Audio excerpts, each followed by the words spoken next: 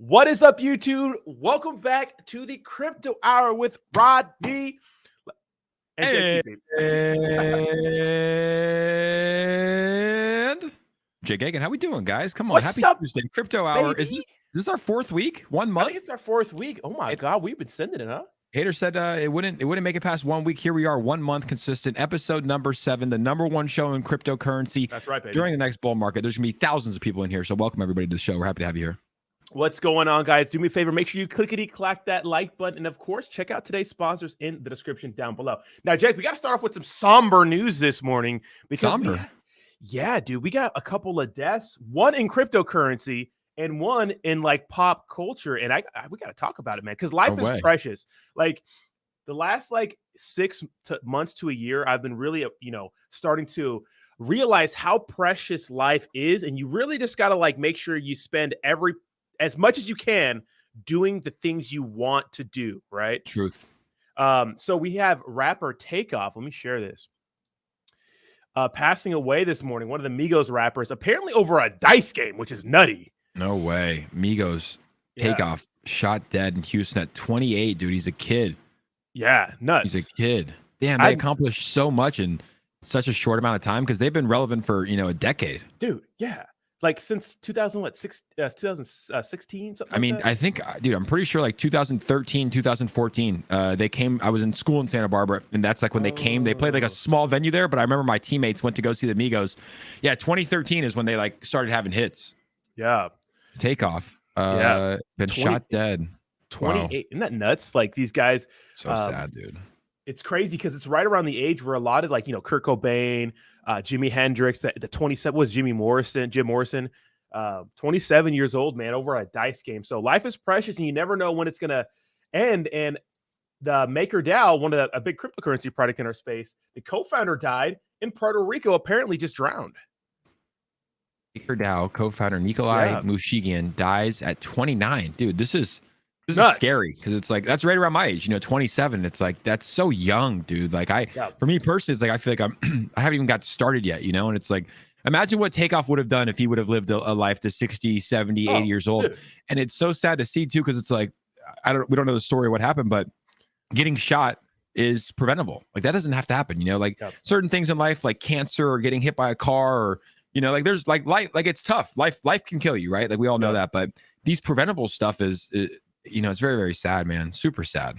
Yeah, very, very sad, guys. I mean, just appreciate every moment because you just never know. You hear as you get older, more and more people just over whether it's a disease or a heart attack or something like this happens. I had one of our friends died in a car accident recently. It's damn, just driving, So it's sad, man. Yeah, it's we're super we're very intelligent beings. We've built these houses and walls and incredible buildings and airplanes and rockets, and Elon Musk has taken over Twitter. Shout out to Elon Musk. But kind of throw that in there. But yeah, at the same time, dude, we're in these fragile ass spacesuits, spacesuits. It's you can fall 20 feet and you die, you break bones. And it's we all just think we're very, very invincible and that we're going to live forever. And it's man, life has different stories sometimes. So I think you started off right. It's you just got to live your life to the fullest with people you love, do things you love, so that when your time does come, you can look back and say, hey, I gave it my all. I had a good time, and I really enjoyed my life. Yeah, 100%. Speaking of Twitter, life is precious, right? But speaking of Twitter, King Twit, baby, Dogecoin absolutely sending last week still. Yeah. Because there's rumors that it may be the cryptocurrency of Twitter. It might be used for in-app purchases and those sorts of things. We have King Twit over here dressing up last night. No way. Is that what his costume is? King Twit? Yeah, I don't know what it is. I don't know. What is he? I don't know what this is from. Is anybody in the chat? Anybody know what this is from? He kind of looks like, I just saw Black Adam, the Rock movie. He kind of looks like the bad guy in Black Adam. Is it? Pull it up. Google bad guy Black Adam. Okay, yeah. The devil guy that pops up at the end. It might be, but I don't know. I love Elon. I'm just I don't know. I think anytime I miss something super hard, Proof of Memes, I missed that at a 50,000 market cap. It went to 80 million. Yeah. I missed Bored Ape Yacht Club at pretty much a 0.08 ETH floor. It's hard for me to get into something that's so late, right? Yeah, you never want to catch it on that big green candle. It just always feels bad, and it usually never works out. Yeah, it's not. Not. I don't think that's who he was. It may be. Gladiator. Is it Gladiator? Someone said. I don't know what this guy's name is, but yeah, this movie is super sick. Everybody needs to go see Black Adam. I'm telling you, like, you see it in IMAX or 3D too, because it's the movie's incredible. Yeah, I saw that. I saw Smile, that horror movie, and dude, I'm just like, I'm a fan for it. So that's good that there's some good movies coming out, man. It feels like it's been a while, It has, and it's just fun to go to the movies. I went with like a couple buddies. We went, watched the movie. It was great, but yeah, I mean, back to the Dogecoin thing. It's like, is there any utility? Elon Musk is the utility. No. If he gets it, you can. I think you can use it for in-app purchases on Tesla. He'll definitely do it for Twitter. That's utility. I mean, look, it's probably a good idea to get at least some. I used to own Dogecoin. I sold it when it hit that all-time high. Yeah, it wouldn't be a bad idea to load up on some again. But I don't know. There's just other tokens out there that I'm more bullish on per se.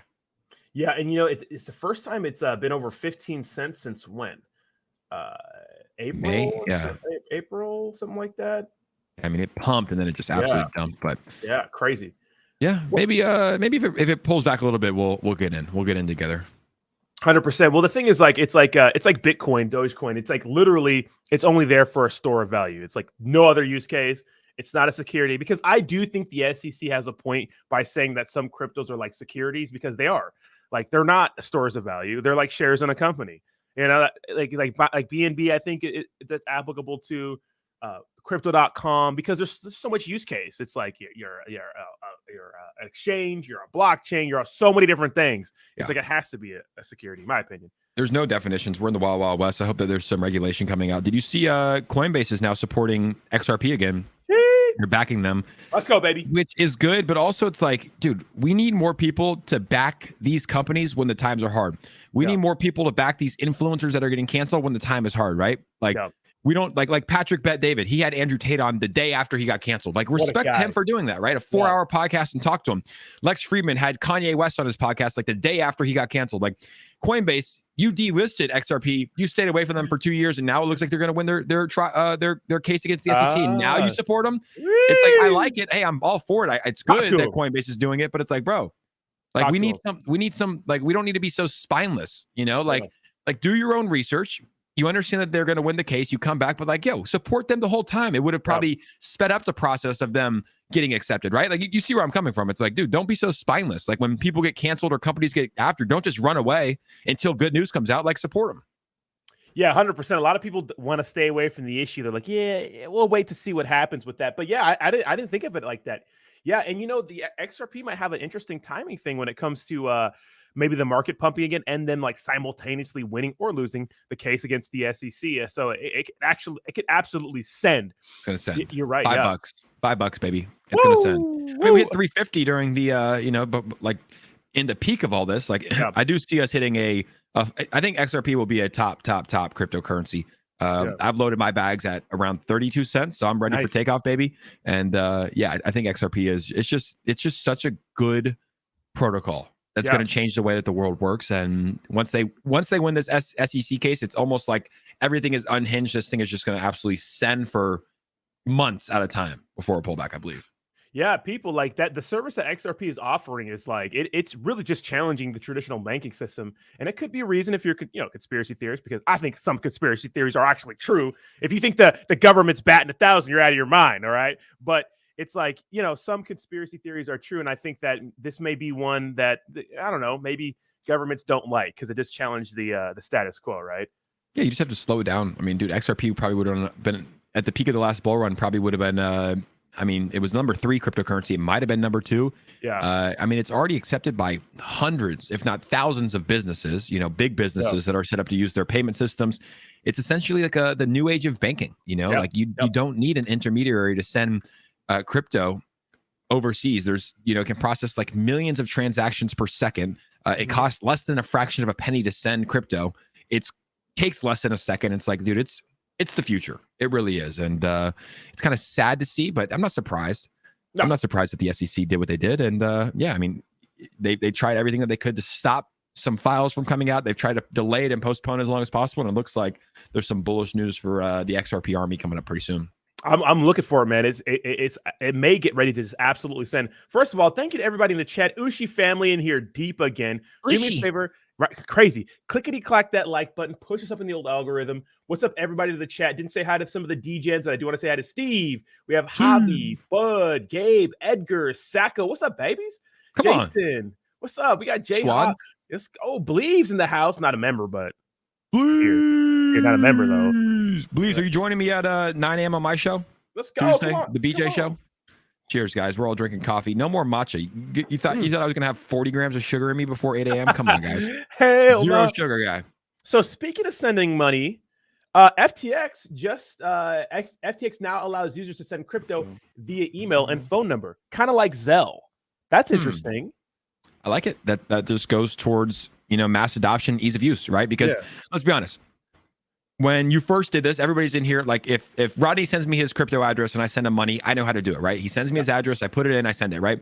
But for most people, when you get that 30-digit number in letters, it's fucking confusing. You're like, do I send crypto here? Like, is that your address? What is this long number? You make sure, like, what if it's not correct? Like, it's confusing. So everybody's comfortable with sending money via phone number and email. I think it's great. I wonder how it works. Does it still go to the blockchain? Is there a wallet address associated with your email and phone number? That's something to talk about, because if it is, I don't necessarily like it, because that's a form of KYC that I don't think needs to happen. But overall, we just need to make crypto a lot more easy to understand and easy to use, and sending crypto via phone number and email will get you there. Yeah, 100%. I had a project called Pesa Base the other day on the show, and it's kind of like a remittance kind of thing. But if it's with FTX, it's most certainly like you're all KYC, right? And if you don't think these exchanges are selling your information to the government, they are. They have to, right? You can't regulate, or you can't operate in the United States and expect that that you're going to be able to do what you want, right? So keep that in mind, that these exchanges are not your friends all the time. So make sure you're taking care of business when it comes to taxes and those sorts of things. Yeah, I mean, dude, I'll preach it. I always say it, but it's like, if you're in America, I can't speak anywhere else. I can't even speak for America. I'm not a tax attorney, but pay your taxes. That's it. Pay them. Just pay them, because guess what? It's on the blockchain. It's never going anywhere. It's like you're trying not to pay your Ethereum and crypto taxes from 2021 will catch up to you if it's big enough. If you're a big enough person. But it's like, pay your taxes. Yeah, just pay your taxes. Stevie Folsom went to $8.99. Well, is that euros? That's euro, right? It's euro. Should we go back, baby? Yay! Are we going back to Europe? I don't know. I think we're going to Miami. Yeah. Ooh, are we going to Miami at the end of the month? Are we going? Yeah, that's this month. Happy November, huh? Jesus, we're already here, baby. Golly. It's almost New Year's. January. Yeah, I remember when it was January.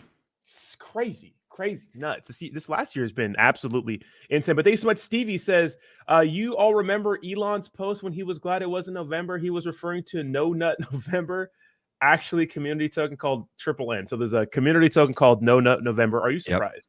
No, we were talking about yesterday. Guess who showed me about it? My DGen friends, B Roots and Ian Heinrich. Actually, pull up the page. Yeah, let me see. It's Triple N. The website is fucking genius. Now, I said on the stream yesterday, the Crypto King stream on my show. Send me a link. I don't know where it's at. Just type in Dex Tools, type in No Nut November. But I was like, I would never buy this, but this token right here is why I love crypto. Wait till you see the website. The catchphrase is incredible. Is it a BNB token? No, you can scroll down. It's a wrapped ETH. But yeah, Ian's in it, B Roots is in it, my DGen friends. I was like, guys, I would never touch this. I just can't physically or mentally or emotionally invest into a token called No Nut November. Do I hope it sends? Yes. Is the branding great? Absolutely genius. And we'll see if it sends. Is it like a 50K market cap yesterday? It's nut. Ticker nut. This might be it. What's the market cap? Okay, so maybe it's not it. No, let me see if I can pull it up. No. Yeah. Nut. No. Do me a favor, hit that like button. Ushi family going absolutely nutty. Buddy Yeti, what's up? What's up, Buddy Yeti? So it's actually okay. British pounds. Wait. Oh, British pounds. Yeah, I might. Yeah, I can't find it unless it rugged. This. Yeah. I mean, which is a possibility. Its name is No Nut November. Well, there's a great chance it's not going to make it out of November. Yeah. And there's a better chance. Let's see. No Nut. This might be it. Let me see. Was that 50K? Is this it? Is that 12K now? Anyways, who cares? We're not going to invest in it.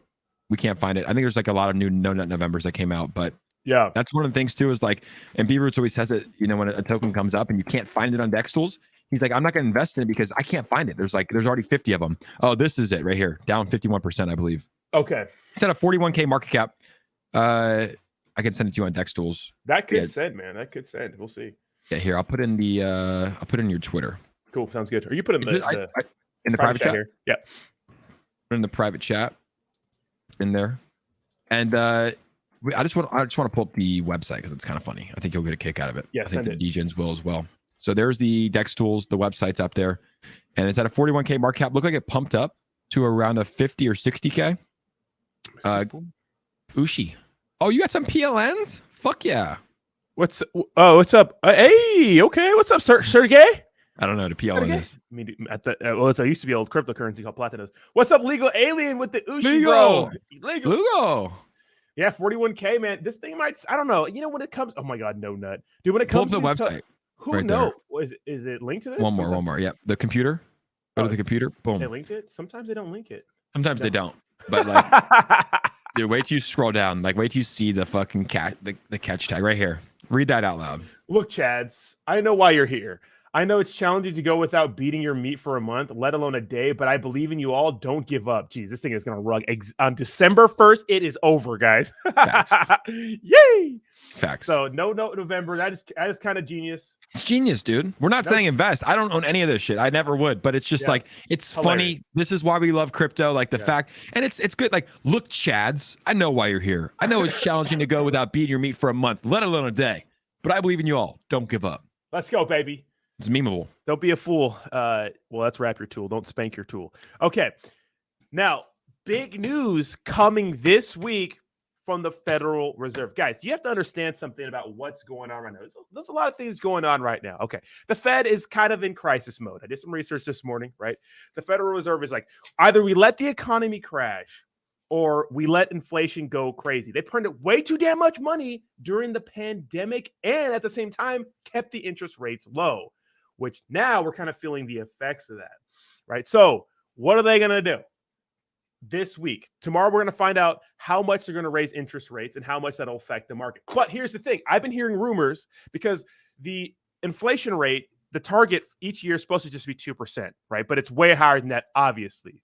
What if they move the goalpost, the target? I was listening to some stuff. Shout out to Traders University. What if they move the goalpost from 2% to like 4% or something like that? Which means that they're going to start printing money soon. Yes, we have a lot of debt, guys, but a country that has a lot of debt, it's like, as long as we can print our own money, it's like we're never real. You know what I mean? So when does this all kind of come crashing down is my thing, right? Yeah. What do you think the Federal Reserve is going to do this week? Because it looks like they're going to continue to raise interest rates aggressively. When do they turn the money printers back on? It's inevitable. It's like, this will keep going until there's a fall of all current monetary systems. Every empire has crashes of their monetary systems, right? You saw it with like dating back to the Roman Empire. Like every single empire, every single kingdom, every single country has a collapse of their monetary system. So it's inevitable. Our countries and pretty much every country around the world has been set up so poorly, mostly due to greed, where they've had these battles with hyperinflation. The only way to solve them is raising interest rates and then printing more money. So it's going to be an inevitable cycle. At some point, the money printers will turn back on, and this will lead to more money, obviously, flowing into the economy and kind of a boom like we saw back in 2020. But then you're going to find yourself in a deeper hole with higher inflation, with higher interest rates a few years later. And then they're going to have to, it's an inevitable cycle until it all starts to crash and fall and burn to the ground, which I do think will happen in our lifetime. I used to think the US dollar would never, ever fail. And now I think, within the next 20 or 40 years, all of the current monetary systems that we see, all of the different currencies that we see will most likely fail. And I do believe it's inevitable because of just the ways that the politicians and around the world have created this endless loophole of disaster. Yeah, it's crazy. It's crazy to see what's going on right now, especially since what's up, Ozum? What's up, Bleev? What's up, Legal? Especially since during the pandemic, we thought that this wouldn't happen. The inflation wasn't supposed to be this bad, but it absolutely is. Had been terrible. So did we not think it was going to happen? That's why I went all in crypto. Literally, I was investing in crypto, and then in 2020, when they printed $5 trillion out of thin air, which is 25% of the amount of US dollars that has ever been in circulation ever since our grandparents were alive, since the 1900s. They printed a quarter of the dollars ever out of thin air and just gave it to people. I was like, what is this backed by? Like, how are they doing this? This obviously can't be good. You can't just print 25% of the dollars ever and expect there to be no repercussions. So that's when I decided to go all in on crypto. It was the best decision I made because of this. I knew that there was going to be repercussions. I knew there was going to be hyperinflation. And obviously we're seeing it today. And I remember back in 2020, they're like, this won't lead to inflation. Even into 2022, they're like, this won't lead to inflation until it did. We're not in a recession. It's like, dude, don't listen to these politicians. Don't listen to the news. Like, do your own research and understand what happens when you print 25% of the dollars that have ever been in circulation since most of our grandparents have been alive. It's going to lead to some issues. Yeah, 100%. I mean, it's like we're surprised Pikachu face when like inflation's bad this year. It's like, well, yeah. Thank you so much for the 25 PLN donation. Jeez, I put subscribers only mode on, and they're still sending it. Jesus Christ. Wow. Ushi's insane. Yeah, chill out with the spamming, guys. Jesus. Okay, so but yeah, I mean, you know, it used to be backed by gold, then silver, then it's backed by nothing, then it was gold again, right? Then now it's not backed by anything anymore. And so, you know, when you give anybody the power to just print money whenever, they're going to print it when times are bad, right? So, you know, when they raise interest rates, right, it makes it more expensive to borrow money, you know, for car loans, mortgages, business loans, economy slows down, less demand for goods and services, prices stop going up, right?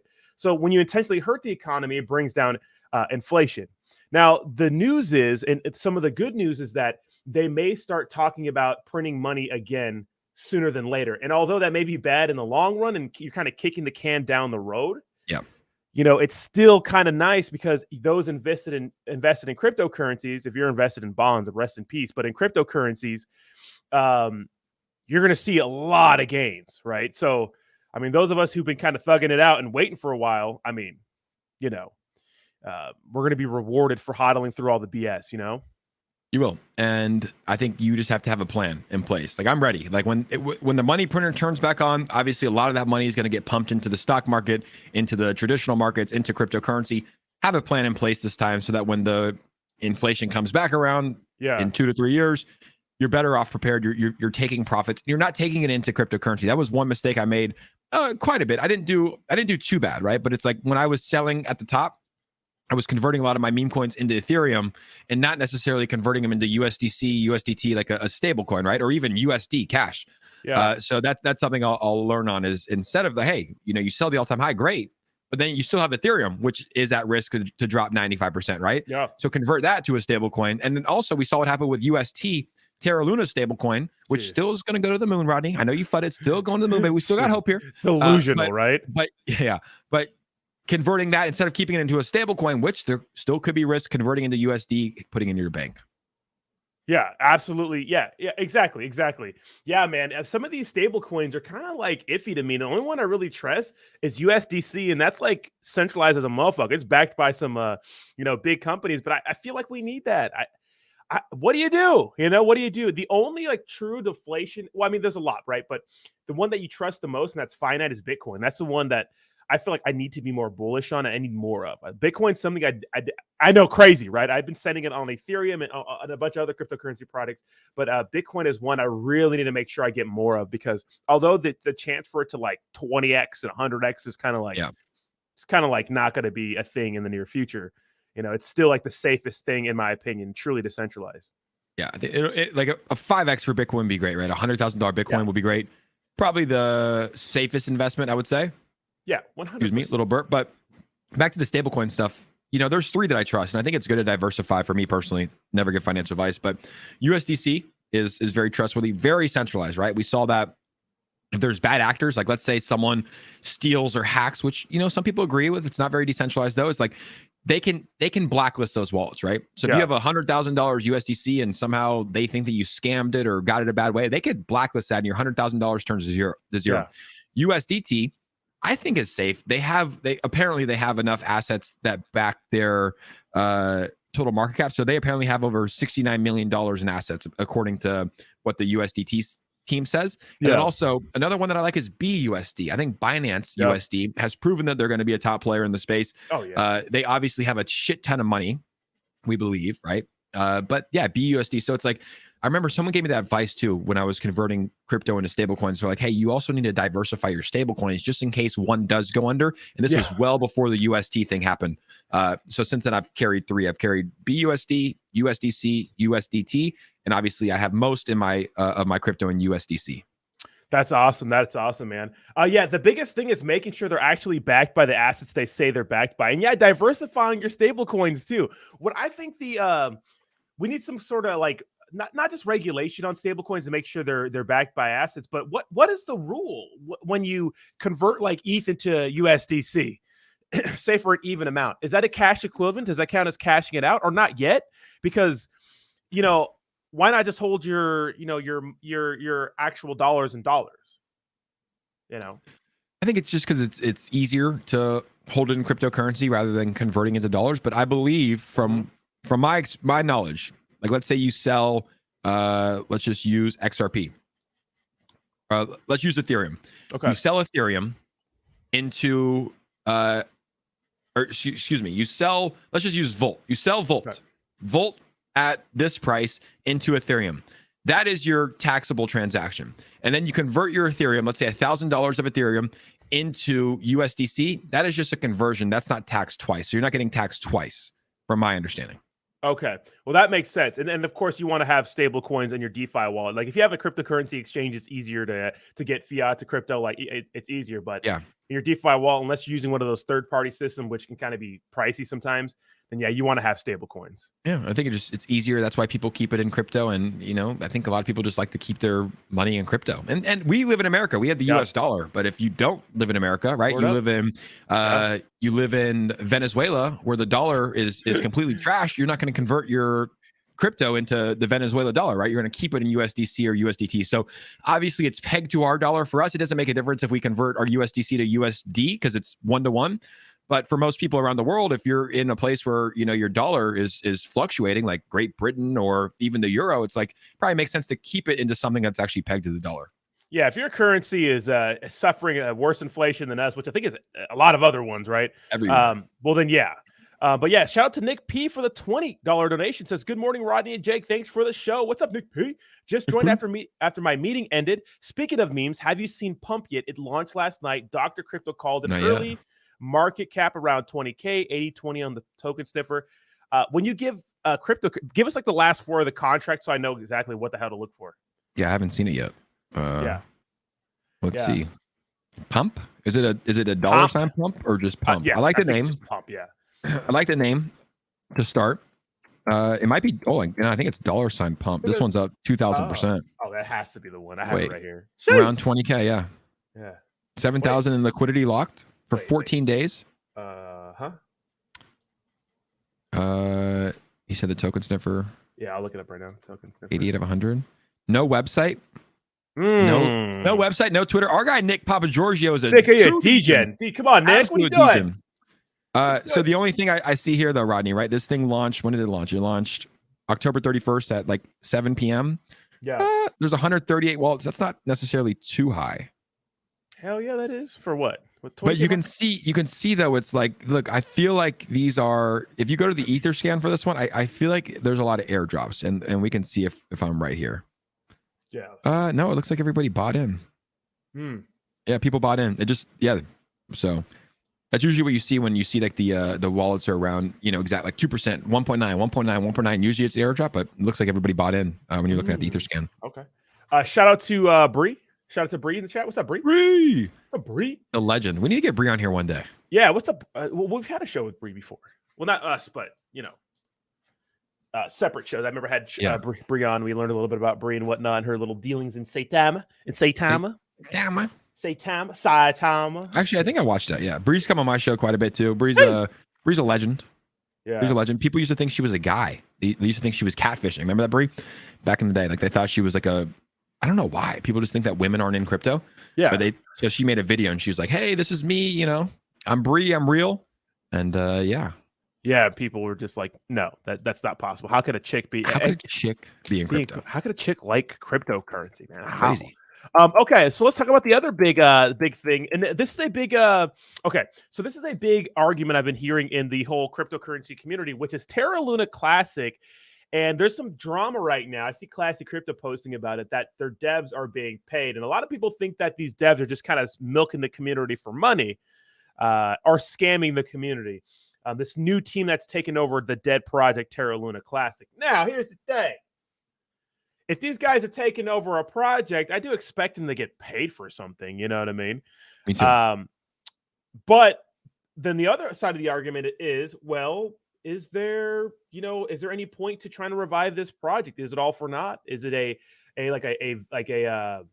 noble cause, or are they just doing this to make money? Or what do you think about all this? This is it's been an interesting topic. And most notably, Terra Luna Classic did not run with the rest of the market the last week. It kind of just stayed here.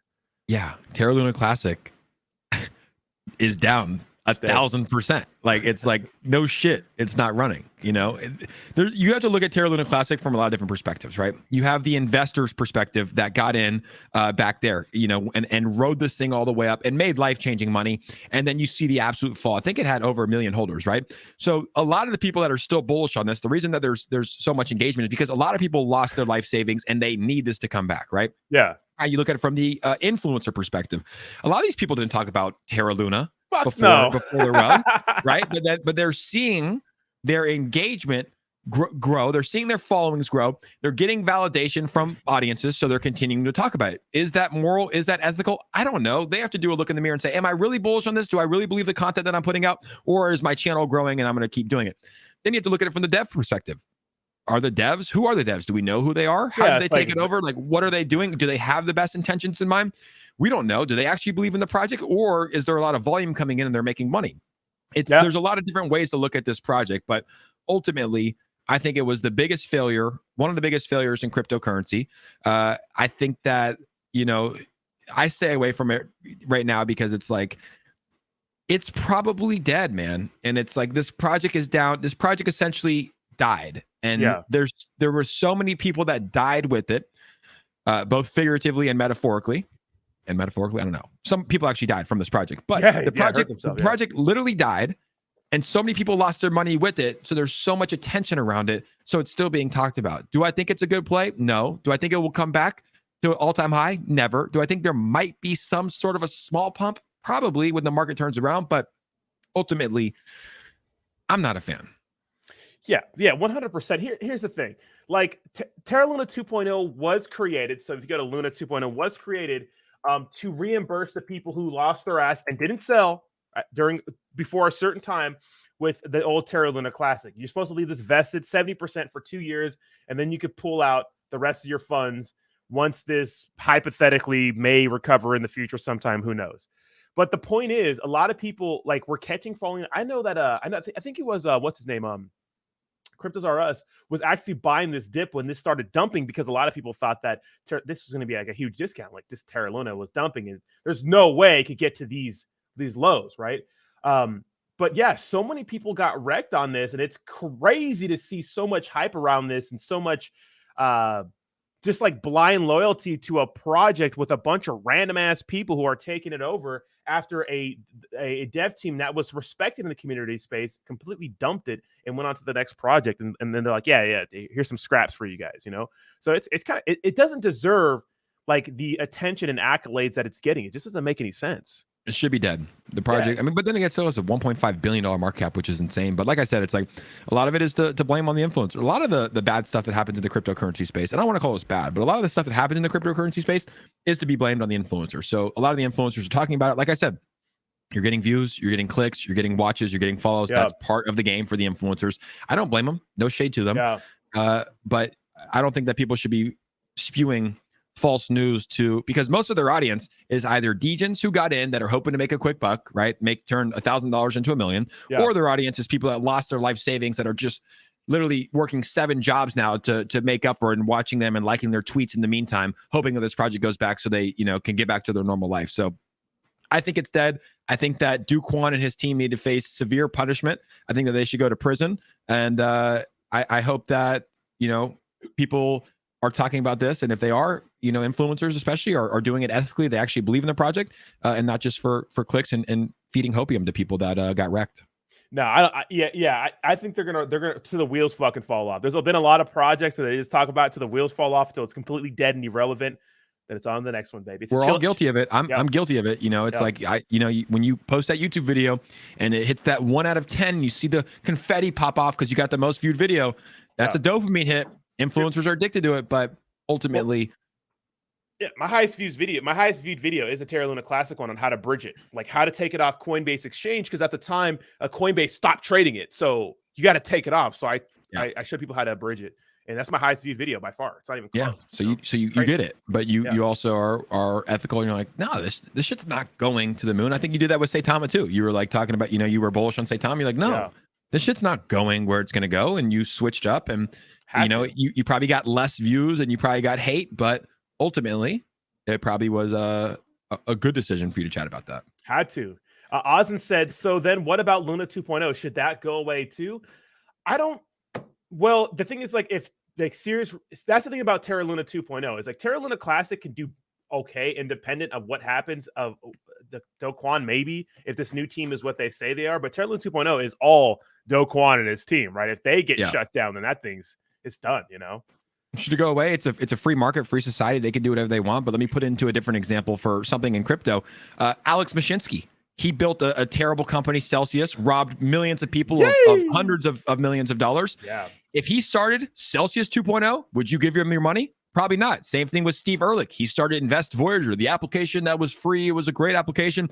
He stole hundreds of thousands of people's money, millions and millions of dollars. If he started Voyager 2.0, would you put money in it? No, they're both free to start that company. But as an investor, you have the opportunity to invest in it. I'm staying as far away from Luna Classic. I'm staying as far away from Terra Luna 2.0 because these guys obviously have proven that they don't know how to run a legitimate, good business. Are they free to start a business? Yes. Are people free to invest? But that's up to the investor. If you want to give Do Kwon your money again, which I would never invest in Terra 2.0. If you want to give Alex Mashinsky and Steve Ehrlich your money, go invest in their new projects. For me, I'm staying away from both.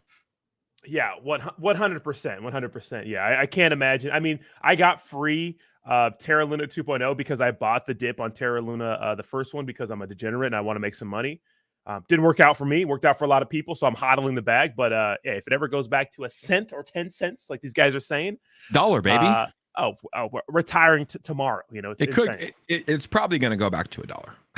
Right, it's probably. I don't want anybody to take that and clip it. But yeah, that's just kind of where I stand. It's like do you really want to support Do Kwon after he literally lost millions of people? I think like billions of dollars. Was it billions? The market cap was in the billions. Crazy. The answer is no. Yeah. I don't. So yeah, you can invest in Terra Luna 2.0. It's like I don't even know why all these exchanges, got behind it. I think they were just trying to save crypto a little bit and try to put a band-aid over an issue. But no, people need to be held accountable for their actions, especially Do Kwon. It's like, yes, he probably didn't, we don't know what happened, but he probably didn't purposely do it. No. But still, you built this thing, you built this algorithmic stablecoin. You wrecked millions and millions of people. What about the little guy? What about the little guy? Yeah, they're never going to get their money back. Okay, so this is interesting. This is some news. How about Twitter making it so you get verified for paying $20? What the hell? Look, Elon Musk is a businessman. Yeah. I think he's killing two birds with one stone with this. They were wondering, how is Elon Musk going to make Twitter a profitable company? Because it really hasn't been, right? Like, how is he going to generate revenue? Well, you charge people. What do humans want? They want to have that status. They want to have that verified symbol, right? Also, what's a huge issue on Twitter? What's like the number one issue on Twitter right now? Bots. So how do you make money and verify users? Well, you make them pay $20 a month to get that blue check mark, which everyone will do. A lot of people will do. And then you actually verify them by doing a KYC so that you can see how many actual users are on there. I think it's genius. Yeah. I think it takes away, though, a little bit from the verification aspect is like you verify an influential figure, right? Like Elon Musk and all these different people. I think it might lead to an issue down the road we're seeing it now. Like I'm seeing right now, like all the fake Donald Trumps and Vitalik Buterins that are verified that will just change their profile picture and say, well, like for this example of Donald Trump's will be like, welcome back. Thank you so much, Elon. I'm back now. I think that will be an issue down the road. But in terms of generating revenue for Twitter, it's genius because it's something that a lot of people will do. And then in terms of getting rid of the bots, I think it's also pretty smart as well. I think it's going to come with some issues, but I think it's smart overall. Yeah, 100%. We guys, we have 160 people in here. Do me a favor, hit that like button, baby. Push us up in the old algorithm. Appreciate you guys watching. But yeah, man, when it comes to that blue check mark now, maybe there will be like different tiers for like actual influential people, because I do like knowing that I do like that prestige aspect of it, like earning it, because it's not easy, Yeah. But there is a way to game the system, and this is the best way to properly KYC people. Now, the verification process has to be decent. It can't just be some like, I don't know if you've ever used dating websites, but I have. Anyways, it's so easy to make a fake verification on there and still like make spam accounts, because like a lot of dating apps are like a lot of spam and fake pictures anyways. And for some reason, these accounts get verified. So it has to be a very like careful and legit verification process. Like you got to do something to prove that you're actually the person you say you are, and you can't be some schmuck making a random profile. You know what I mean? So I think the verification process has to be legit. Yeah, we'll see what they come out with. But like Elon, man, the guy just gets shit done like you've never seen before. With all of his companies, with all of his businesses, like gets into Twitter, and it's just like the way he like views life is simple. It's like, well, how do we get rid of bots? How do we generate revenue? Oh, just verify. Yeah, just get everybody verified. Yeah. He's bringing back, like he like put out a poll like, should we bring back Vine? Yes or no? The poll won. He instructed engineers to bring back Vine. He gets shit done. He's pretty controversial though, in a sense. I don't know exactly what happened, but I'm pretty sure he tweeted out an article regarding Paul Pelosi. Oh wow! Saying that there was like more information to what happened, and like I don't know exactly, but anyways, he's still somewhat controversial. What's going on, but in terms of free speech and helping the average person, I think Elon's trying to do his best, and right now he's got my support. Yeah, 100%. Did you hear that he tweeted out, or who wants to bring Vine back? Remember Vine? Yeah. Dude, but because TikTok is dominating, bro. Whatever, regardless of what we say, TikTok is absolutely dominating everyone. Do you think there can be a competitor to TikTok? You think Vine can be brought back? That'd be crazy. I think Instagram Reels is somewhat of a competitor. I mean, it's not like it's not obviously like TikTok started first, but like the Reels are a competitor. Yeah. But Vine coming back would be, it'd be a big competitor. It'd take over some market share from TikTok. And I don't even use TikTok like that. That application is, from what I hear, scary. Yeah, they steal all of your data. If you like have TikTok open in this room right now, it can connect to other devices on your Wi-Fi to steal data, and it's from the Chinese government. So I try to stay off it. I heard that it was probably going to get banned, and I think that it should get banned if what they say is true about what they're doing on the app. What's scary to me is like literally you can go down like a Vine hole. Like literally Vine is just, they know exactly what you like. They tailor it perfectly to you.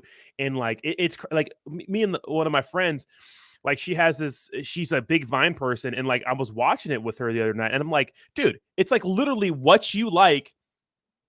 Constant feed, bam, bam, one video after one video. It's like you're addicted to it. You ever go down one of those meme like holes where like you're stuck like watching a meme for like a good 20-30 minutes?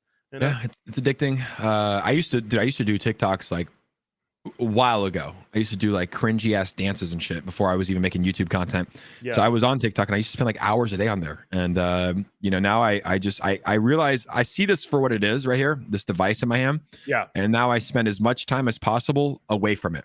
You're actually really good at that. When we hang out, you're actually really good at that. Yeah, I try, like I literally, when I go take my dogs to the park, I leave this at home. When I go to the gym in the morning, I leave this at home. Because if you don't have it on you, you're not going to use it, right? But if this thing is on me, dude, I just want to go on that Instagram and get that dopamine hit from Ushi. Yeah. It just flooded me with followers. It's like this thing is just so addicting. So I think the number one way to get away from it is just to leave it at home, man. And like, you got to realize like people are so connected to this device that you're so disconnected from the regular world. And these things are not good for you, man. Like they cloud your thinking. They take you out of the present moment. Like it's like, we have to find a way to separate ourselves from these things before they take over too much. And it comes down to discipline and self-control. Well, it's setting boundaries too. But the hard thing is like when you're like an influencer, man, it's like that is like our job, like to be online most of the day. But I don't know if you want to give away your tweet secrets here. I can, dude. Yeah, I talk about it. I schedule all my tweets. Like most of my tweets. Most of my tweets are scheduled out, right? Like, so I tweet quite a bit throughout the day, but most of the time it's scheduled out. And like, if there's breaking news, like I log on and I want to say something that Takeoff was killed, like I'll tweet that, right? But for the most part, like my tweets are scheduled out. So I'm not online all the time, right? You can do the same thing with YouTube videos. When you record YouTube videos, you can schedule it out, right? So it's like, for my mental health, I have to take breaks. I can't be online all the time. It's like, it looks like you are on Twitter, but yeah, you can't be online all the time, man. You'll go fucking crazy. It's not healthy to be so connected. And that was one issue I had, is like, when I first started, I was trying to respond to like everybody's DMs and all these different messages. And then you realize, like, I don't even know, on Twitter, I think I have like 140,000 followers. Like, that's the size of a decent city. Yeah. Right. And 140,000 people, they might watch your stream and they want to have access and talk to you. Right. And I wish I was able to answer all DMs I get. I get like 100 plus DMs a day. I wish I could answer everybody, because they're my friends and stuff too. And then you get the messages and you get emails, and it's like, you have to be able to separate and take breaks, or else you'll go absolutely insane. Yeah, 100%, man. And I think the biggest thing that gets people a lot in social media, like the biggest feedback I see that it really affects people, is comparison, right? Because you see highlight reels of you see the highlight reels of their lives. You don't see the shitty parts of their lives, right? Because who posts the shitty parts? And that can kill a lot of people. Comparison is really the thief of joy. And if you sit there online and you compare your life, or your day, which may be mundane, to someone's highlight of them in a different country or doing something fun, that can really mess with your psyche, man.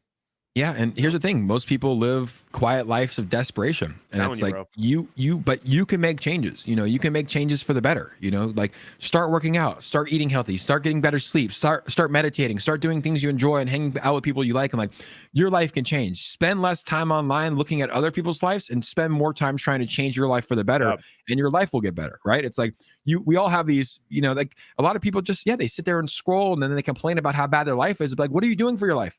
You're fucking scrolling, looking at other people's lives. Like, live your life. Go enjoy your life. Like, make positive changes for your life. And I think that the phone is the big issue. That's why I try to leave it down so much, because you don't need to see what everybody else is doing. I don't care what. I don't even have. I deleted Instagram from my phone like a couple days ago.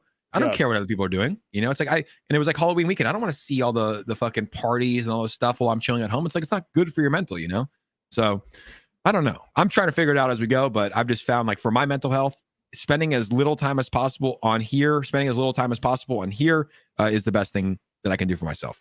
Yeah, 100%. If you're feeling down about that, I mean, it circles back around to the message we had at the beginning of the show, where some people are passing away. Spend time being present, man. Spend time being present. Yeah, Takeoff is died at 28. Do you think he? Nice. I mean, obviously, it's like he whatever. But like, do you think one of his regrets was not spending enough time on his phone scrolling through Instagram, or do you think he probably wish he would have spent more time with his family, more time relaxing, more time doing things he enjoyed? Like, you'll never regret spending too much time on your phone scrolling. Like, do things you love. And I think we're doing a good job as friends. Like, we've had 3 straight weekends in a row where we went out, had some fun, went dancing, like doing fun things, as opposed to just sitting in on a Saturday night or going out to the bars and blacking out. It's like, we've been having fun.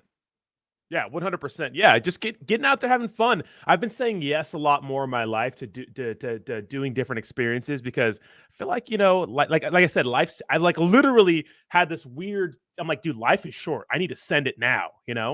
Life is just too damn short to be spending time with people that don't enhance your life, doing things that don't make you better. Saying no to things that you probably could do because for some reason, it's like, if you got the time, the resources to do something, just send it, man. Just send it. Do it. Yeah. We all think we're going to live forever. And it's like Takeoff is a perfect example. 28. Like, that guy had all the money in the world. He's traveling the world. He's got everything, right? He's got security. Like, he thought he was going to live forever. He died at 28, right? It's like, we all think we're going to live till 95. And it's like, that's why you have to do things while you're young. That's why I was glad I went to Europe to travel. Because it's like, who knows? Maybe I would have put it off till I'm 50, and who knows if I make it till 50, right? So it's like, you got to experience things while you're alive and healthy and able. And yeah, take risks too. Take risks, because you never know what's going to happen on the other side. Yeah, 100%. 100%. Are we motivational speakers or crypto? Let's go, baby. What are we doing here? Yeah. But Joshua's really spamming us about Doge on Mars. So this is an interesting cryptocurrency project, because this is a meme coin. They barely post on Twitter, and they're on crypto.com. Isn't that crazy? Connections. That's all it is. Yeah. And of course, it's money and connections. And the hype of last year's bull market. I mean, this thing went nutty. It's pumping a little bit today, 24 hours, 9%. 1 week up 75%. This thing is actually moving with Elon Musk. So Elon Dogecoin ship. These tokens, B-Roots called it, the E-News, that are all dead, are all pumping. You can literally pull up Sani. You can pull up SHI, which is the sister of Shiba Inu. Yeah. And then, dude, his ape of the day yesterday, I haven't even checked it. I was like, I'm not getting in this shit. Sani, not Klee. Oh, Sani. Klee Kai's probably not pumping. Oh yeah, it's at 26%. Yeah, Sani. This one, dude, he called his ape of the day yesterday. Type in Inu. I was like, bro, this thing is dead. Like they came on Shill Tank like 3 months ago. Dude, click that one. 100%. They came on Shill Tank 3 months ago. What's the market cap at? Look at that. So this thing was dead, bro. Literally, B-Roots has power. I'll tell you that much. I passed it. I was like, fuck no. Because it pumped to like a 2 million and then it was dead. The Twitter was deleted. The website was deleted. He made it his ape of the day because other Inus were pumping. It was like a 70K market cap. What's it at right now? I can't see your screen. 170. Okay, so literally $100,000 went into this project when he called it yesterday. But like, you just pulled up the Elon token. Like all these things were dead and then they're pumping now.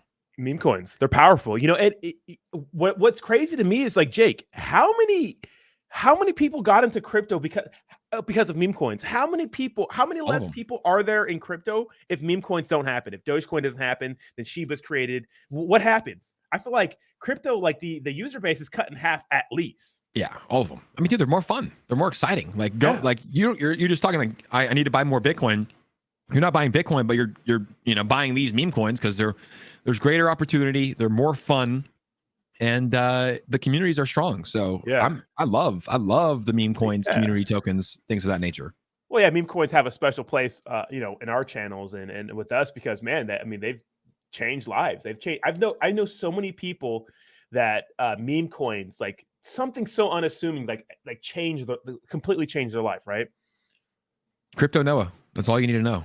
50K to 40 million. $40 million. 50K, and he was actually smart. He waited, he diamond handed, but he started cashing out like November. And I remember he was always like tweeting about like the market, like we're gonna go into a bear market when everybody was super bullish. So I don't know the guy, but he is definitely smarter than most people think because he was like, yeah, we're going into a bear market soon. He's been through many cycles, but yeah, 50K to 40 million, not a bad day on a meme coin. That's what a meme coin does. That dude, 40 million is like. That's a Major League Baseball salary. He like got that for investing in Saitama for 6 months. Are you kidding me? Woo! You're right. 6 months in Saitama. You know what I'm saying? Like I remember a couple of, like, and these stories seem like a dime a dozen in this space. Like one of my subscribers was like, "Hey, I won a house. I bought a house because I had aped in a terrarium." It's like, I mean, we know that they're fucking whatever they're doing now, but a house from terrarium, like it's like wow. To me, that's always so like it's like wow, a house. Look at this. This actually just pulled out. Let me share my screen for you. Yeah. It's just literally I just refreshed Twitter and this pulled up. Let me get out of the full screen. Okay. Present, share screen. Let's see. All right, so meme coins leading the market. You can see here. This is on CoinGecko. Okay. Categories by market cap. Meme coins, $27.7 million by volume today. What's another one? Yield farming. So like Uniswap, 1 inch, Pancake Swap, $11 million. So almost 3 times, 2.5 times that. Like music tokens, 231 million. Meme coins, $27 billion of volume today. Dude, and it's Dogecoin, it's SHIB, and it's Dogecoin Mars. Yeah, we're gonna tweet this out. Jesus, that's crazy. Yeah, that's crazy. Yeah, I mean, people say what you want about meme coins and how funny and lame and wacky they are, but I mean, the money's real. That's the thing. Is that the money's real. You know what I mean? Say what you want about what they do. That the money's real. And the money people are making is real. So and Dogecoin is something I got into last year and I missed the pump on it, which I'm so because it did the same thing like SHIB did, man. I pulled out way too early. I made money, but man, if I would have just left it, man, it would have been absolutely sent, Hayes dude said he turned $400 into 30K during the initial Shinja run, took my profits and got Good out. For you. Dude. That's such a win. That's insane. Insane. Yeah, I miss those days. You literally could just throw darts at the wall and hit. And then, but like the question is, what would your $400 be worth now? Yeah. Right? Would it be worth 100? Like that's the issue. It's like you have to know when to get in and get out. you know, and you can't chase green candles. You got to, if you got into Saitama, Shinja, Klikai, Shibi, like all these tokens early, man, you made out like a bandit. You killed it. But it's like a lot of people got in late, got in at the all-time highs, and just got absolutely wrecked. Yes. Riggedy wrecked. Yeah, 100%. They hodled based on, you know, like based on nothing. You know, it's like you're in these groups and they encourage you to hodl, and these devs tell you they're gonna, you know, they sell you, they pretty much sell you a dream, tell you that, you know, just keep hodling, it's going to be worth more in the future. And it's like when you're up, sometimes you may never get that opportunity to be up like that again. Last year was insane. Will we ever get a year like that ever again? I don't know. You know, who knows? Because last year was just absolutely insane, like magical. Will we get that same kind of magic again soon? I don't know. I think so. I think we're going to have, it might be in a different sector, right? Like no one predicted NFTs, no one predicted meme coins. It might be in a different sector, but I think that during the next cycle, it's inevitable. It's a cycle. People will come back in, money will come back in, and I think we will have another opportunity to repeat what we had last year. Dude, I hope so, because I wasn't ready to give up on that fun, man. Last year was just insane, you know? It was so much fun. Yeah. Just like the hype around cryptocurrency and everything. It was great, dude. I never thought it was going to end. And then we got hit hard with the bear market. We got hit hard. Yay! Yeah, well, everybody lost a lot. Crazy. Let's see. Brad says, you killed it if you didn't diamond hands like everyone said to do. Yeah, don't listen to those people. Don't listen to those people. You have to diamond hands to a certain extent to make a lot of money, but you also have to take profits. You know, like diamond handing, the term diamond hands is not meant for forever. Yeah. Like Crypto Noah, he diamond handed. He took 50K to 40 million. Most people probably would have taken that 50K, turned it to 100K and left, but he didn't sell from, I think, May to November. So that's technically diamond handing. Yeah. And then he knew that the State of Mask event was coming out. He saw the market was kind of going to take a turn, and he started taking his profits, right? So diamond hand to extent, but also take profits. Yeah. Yeah. If you're up like insignificantly, well, then, you know, consider taking profits. But if you're a 2X or a 3X, and depending on the it's like there's so many different factors, like the community, like the project, or you know, what does it look like? What does the website look like? What are their missions? You know, who do they have around them? Like, how does the market? There's so many different factors to like decide on whether, and it's so hard, right? Because the fear is you miss that like 1000x, right? You pull out too early, you miss that 1000x, but then sometimes you're up a 5x, you'll never be up that 5x again, you know? So I don't know, man. It's so tough. Yep, I agree. It's so tough, man. It's absolutely insane. So I don't know, man. But, you know, I mean, a telltale sign for being able to diamond hand something is and being okay, would be like a market that's booming. So that's why this week is super important. That's why next month is super important. That's why the CPI data is very, very important, because it's going to give us a sign on when the cryptocurrency market and all markets are going to start to run again. Because, you know, like we see Bitcoin is like an indicator for the rest of the markets running. Bitcoin starts to pump, the markets follow. Bitcoin dumps, the markets follow, because it's a risky asset, right? So we'll see what's going on with that. But I'm looking forward to it, man. What's up, Richard? Richard's a legend. No, dude, vaulted guy up in here. What's up, Richard? He's been around for a long time.